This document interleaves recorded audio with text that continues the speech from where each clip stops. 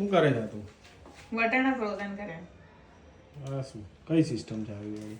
વટાણા ફોલી નાખવાના, પછી ગરમ પાણી હોય ને આમાં છે ને કલાક રાખવાના, મીઠું નાખીને પછી છે ને કોરા કરી લેવાના, પછી જીપર બેગમાં મૂકી દેવાના. એટલે તમારા 1 વર્ષ સુધી વટાણા એવા ને એવા રહેશે, એનો દાણો છૂટો રહેશે. મીઠું નાખી તું?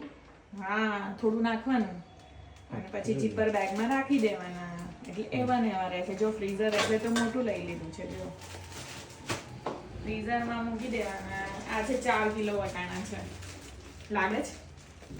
હવે આપણે ફ્રીઝરમાં મૂકી દઈશું. આ આવતા વર્ષ સુધી એવા ને એવા જ રહેશે.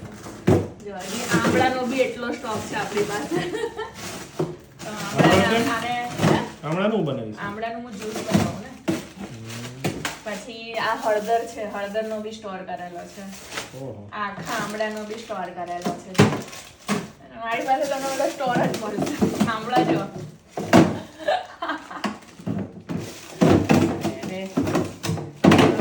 પનીર બી સ્ટોર કરેલું છે ફ્રીઝરમાં.